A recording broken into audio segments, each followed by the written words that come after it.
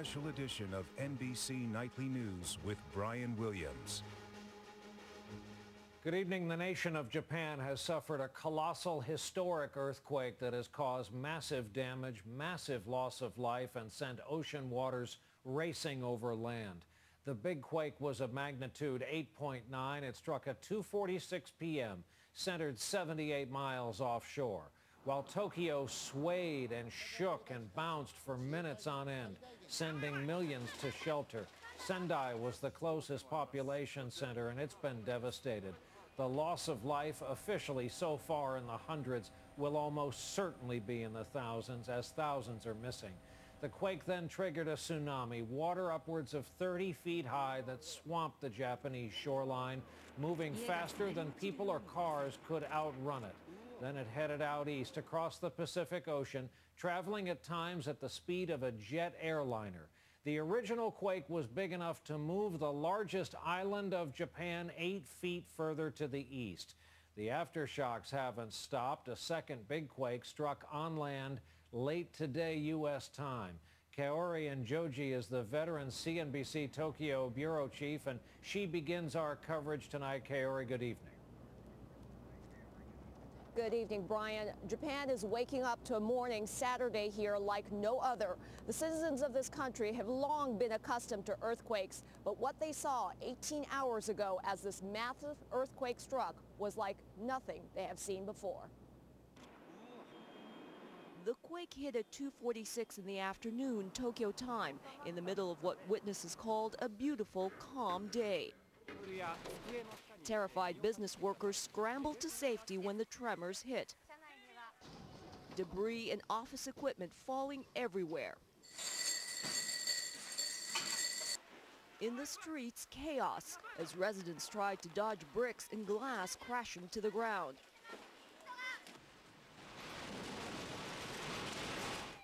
Japan is no stranger to earthquakes, with reinforced building designs like nowhere else in the world. But this one was a monster, measuring a magnitude of 8.9, one of the strongest in the country's history. An American university professor in Tokyo on business told us the tremors were relentless.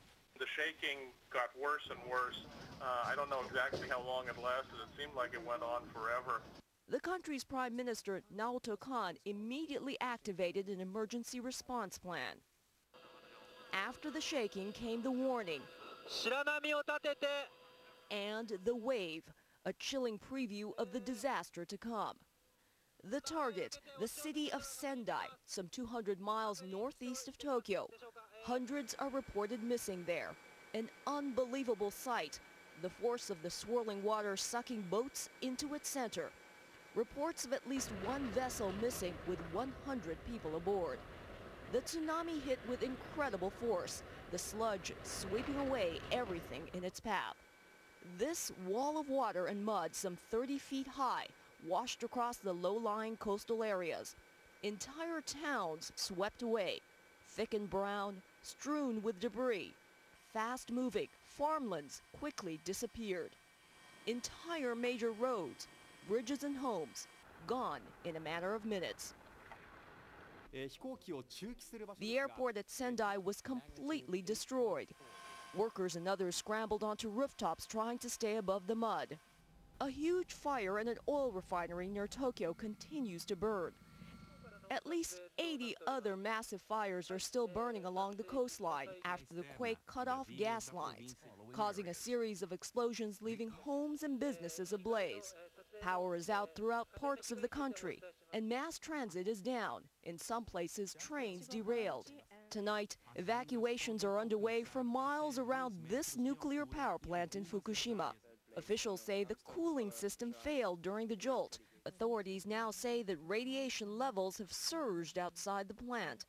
With daybreak here, the search for dead and injured of this disaster is just beginning.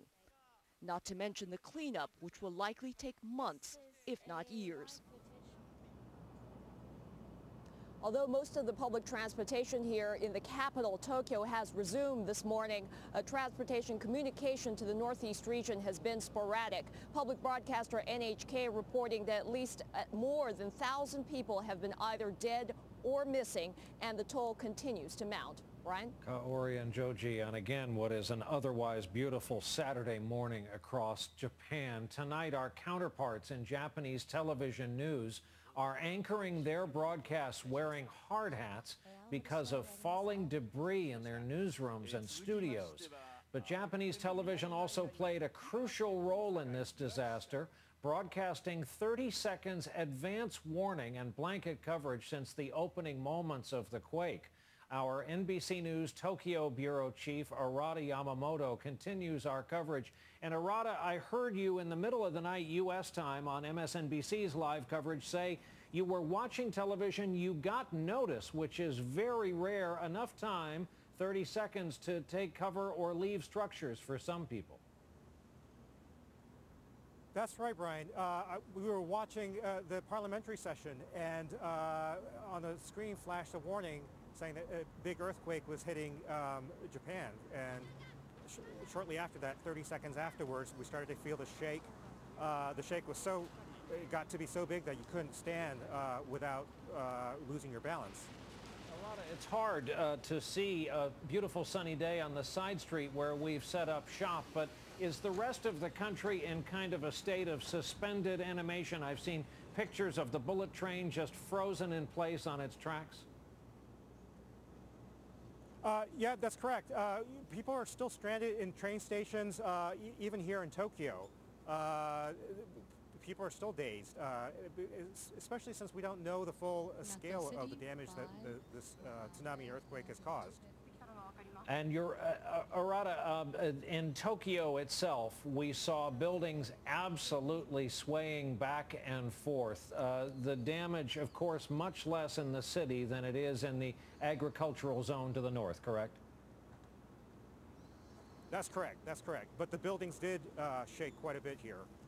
Arata Yamamoto is our longtime bureau chief in Tokyo. We'll be relying on you as part of our coverage in the days and weeks to come. Thank you very much after a long night for being with us. This issue of nuclear safety emerged early on in this story, and it grew more ominous as this day went on, and we learned more. Specifically, the reports that one nuclear plant north of Tokyo is in trouble. Our chief environmental correspondent, Ann Thompson, has more on that story from our London bureau tonight. Ann, good evening.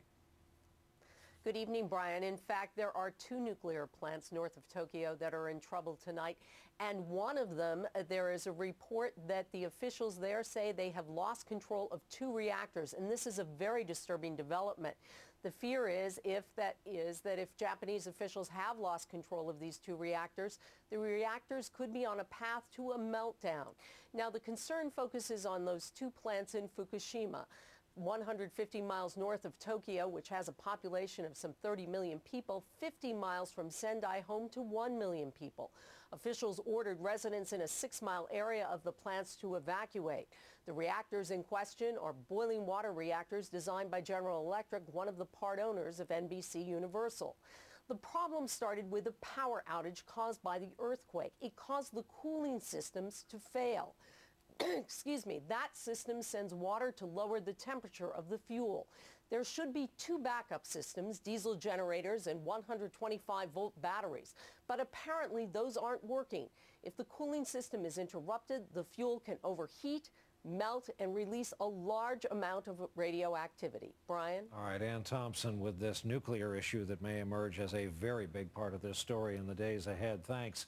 Put it this way, an earthquake on the other side of the world, powerful enough to make seismographs jump across the United States, powerful enough to send a wave at jet aircraft speeds across the Pacific. We now want to take a look at the dynamic that could create that kind of energy.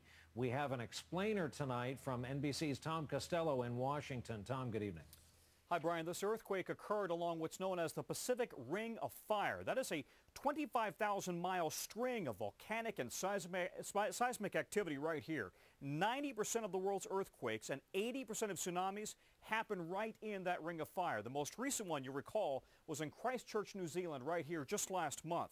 Japan sits to the north, of course, but Japan sits at the intersection of 3 different